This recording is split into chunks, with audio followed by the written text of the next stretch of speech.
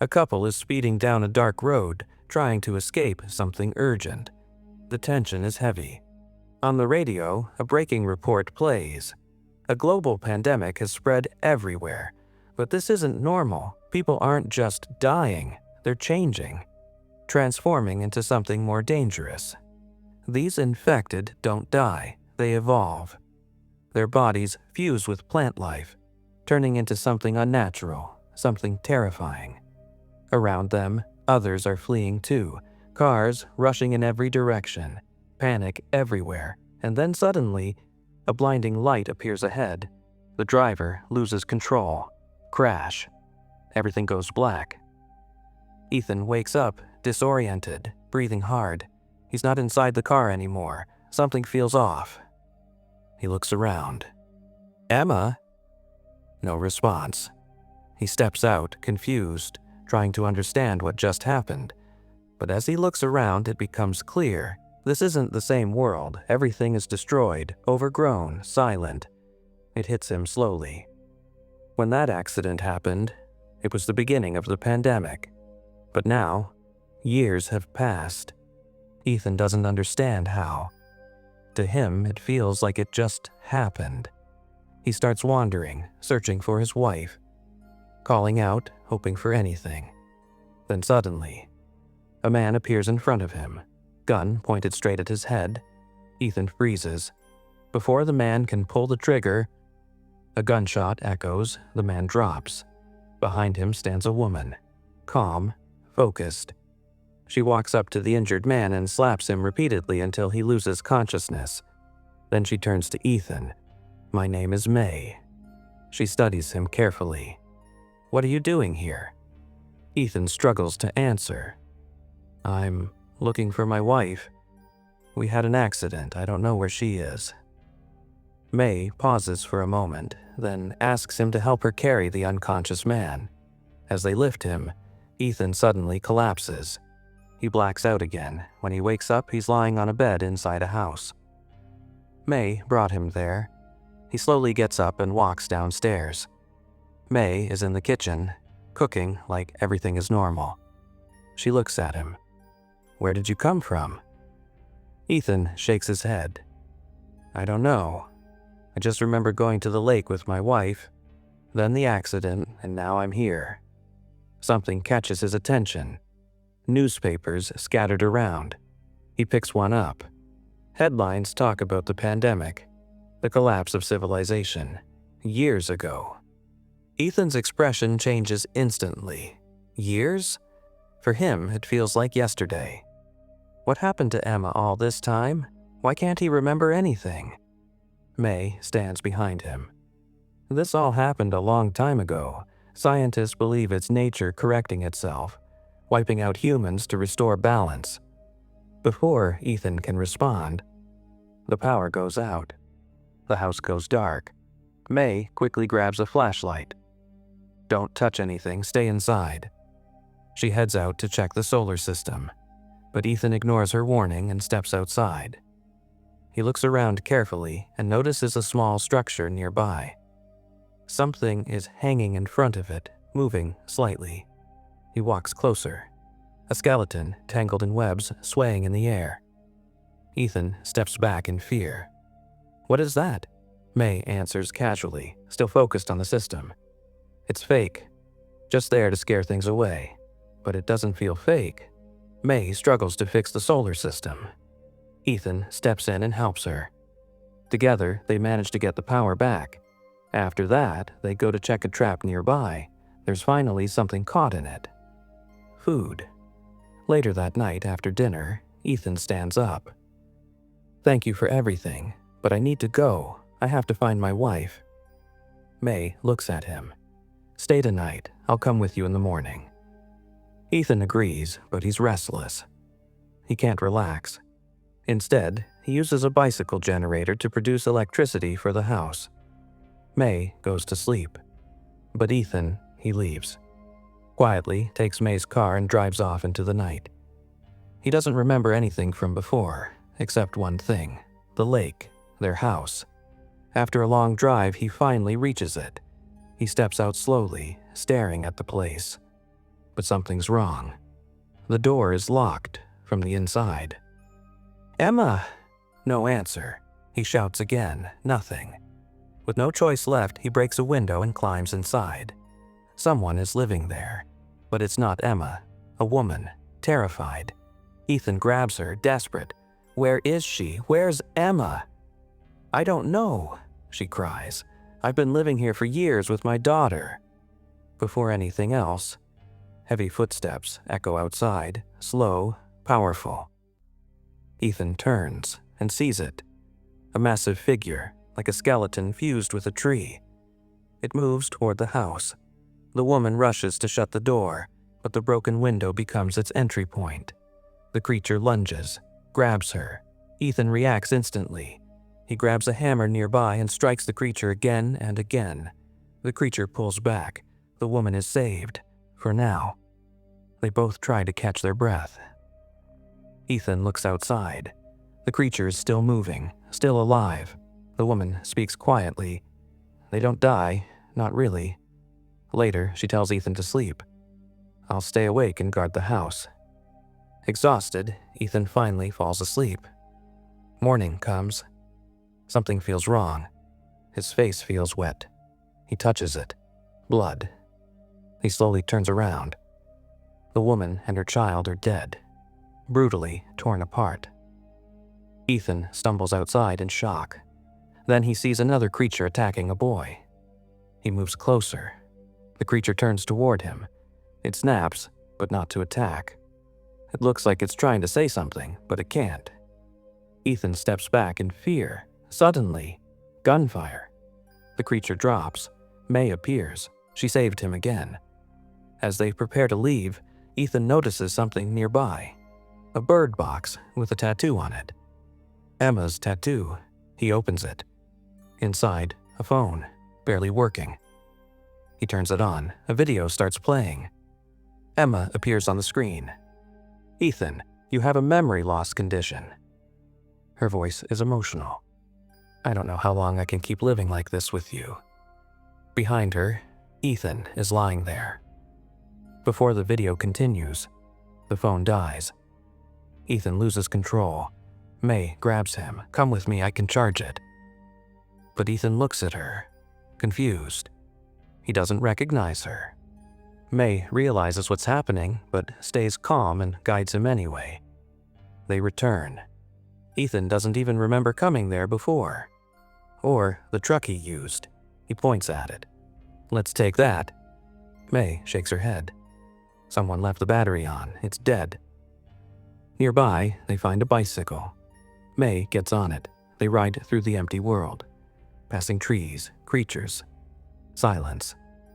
Ethan looks at her and suddenly asks, "Are you married?" May hesitates for a second, then quietly says, "No." He's dead. They keep moving. On the way, they come across a gas station. Ethan suddenly stops.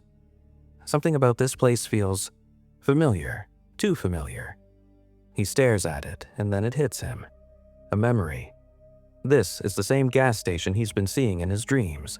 Fragments start coming back. At the beginning of the pandemic, he and Emma stopped here, and then a creature attacked them. Ethan tried to protect her, but the thing bit him right on the arm. After that, nothing. The memory cuts off. May brings Ethan back with her. As they approach the house, she suddenly becomes alert. "Stay quiet," she whispers. "Someone's here." She moves carefully. Gun raised. Then she finds him. A man. She points the gun at his head.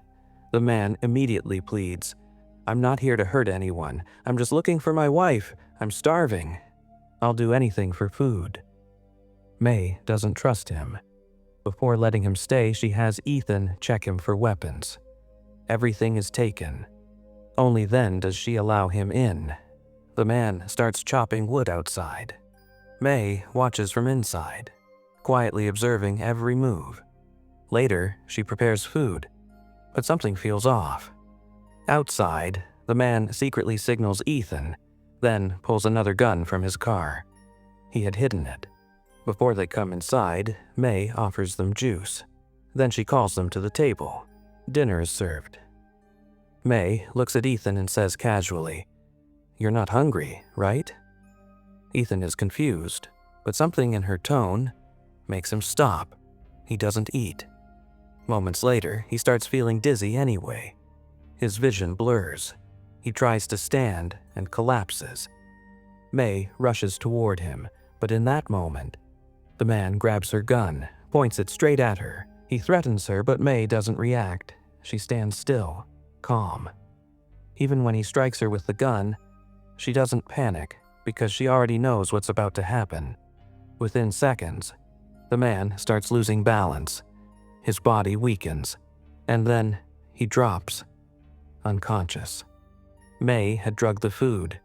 She drags Ethan back to the room. When he wakes up later, he feels better. May is there, taking care of him. Ethan walks downstairs to thank her, but freezes. 2 men have entered the house. One of them is holding a woman captive. Emma. Ethan's heart stops. They reveal themselves. They were with the man from earlier. Their leader believes May killed his wife because she came here days ago and never returned. Ethan tries to defend May, but doubt creeps in. The man looks at him and says, "Maybe she killed your wife too." Ethan doesn't want to believe it, but still, he starts searching the house with them, and then he finds something, a locket, Emma's locket. His hands start shaking. Meanwhile, the men drag out another person from one of May's rooms. The room is filled with belongings, different people's items, clothes, objects, memories, too many. This wasn't just survival. May has been doing this for a long time. One of the men goes outside to check the backyard. He steps in and freezes. The place looks like a surgical room, a twisted one. Their leader is there, tied up, one arm missing, before he can call the others. A trap triggers. An explosion. He's gone. Inside, the remaining man realizes what just happened. Rage takes over. He turns to May, ready to kill her. He pulls the trigger. Nothing. No bullets. He grabs May's gun instead, fires it, and instantly, an explosion. May had modified the weapon, a hidden trigger. The man didn't stand a chance. He collapses, arm destroyed. Ethan watches all of this, and his condition starts getting worse again. May quickly frees herself and takes Ethan back upstairs. He looks at her, worried. May says softly, "It's okay. You won't remember any of this by morning." And she's right. The next day, Ethan wakes up, calm, blank, like nothing ever happened. May tells him, "We need to hunt. We're running out of food." They head out together. As Ethan walks behind her, something strange happens.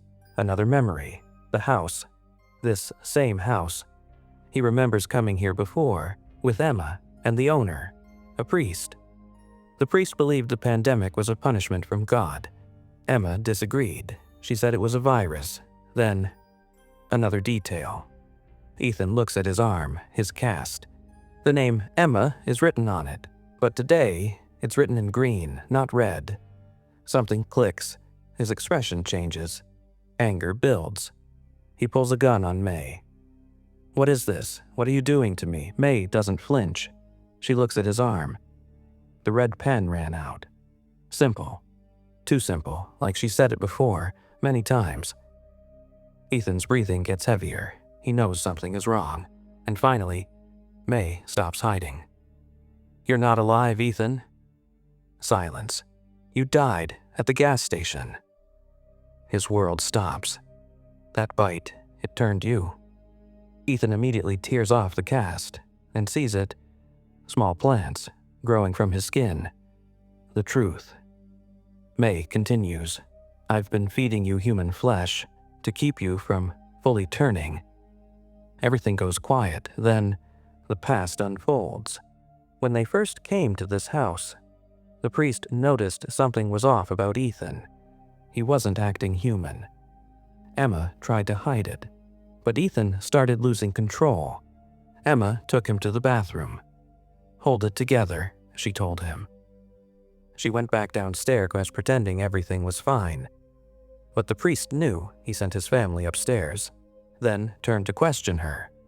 Before anything could happen, a scream. They rushed back. Ethan had already changed. He attacked them. The priest tried to save his family, but Emma stopped him. She stabbed him, then shot him, and Ethan, he killed the rest. The past fades, back to the present. Ethan looks at May and realizes the truth. May is Emma, older now, changed by time, while Ethan stayed the same because he's no longer human. Emma kept her promise. She stayed with him, protected him, fed him, even if it meant killing others. And now, he doesn't even recognize her. That's why she became May. A stranger to stay close to him. Ethan breaks down, tears falling. Emma looks at him exhausted. "I'm tired. I don't want to do this anymore. I just want to be with you, the way you are." Ethan can't bear it. He raises the gun and shoots himself. But nothing changes. He comes back. Because he can't die, his body starts reacting, shaking, weakening. He's reaching the final stage. If he doesn't feed, he'll fully turn. Emma looks around. There's no one left, no prey, so she steps forward in front of him, offering herself. Ethan resists, but it's too late. The hunger takes over. He attacks, tears her apart, consumes her, and then silence. Time passes, and slowly she moves. She opens her eyes again, alive, but not human, like him. She got what she wanted. No more hiding, no more hunting. Now, they are the same, together, forever. The movie ends here. Thanks for watching.